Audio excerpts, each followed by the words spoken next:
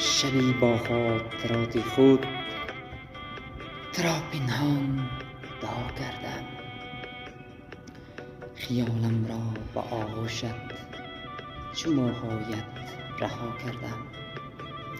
کتاب شیر برداشتم، به نامت چند غزل خواندم.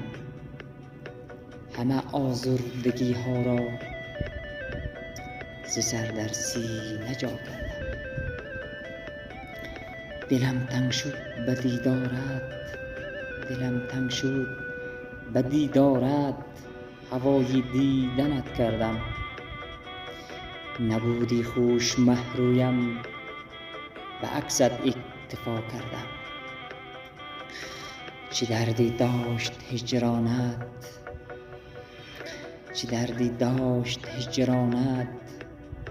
دلم در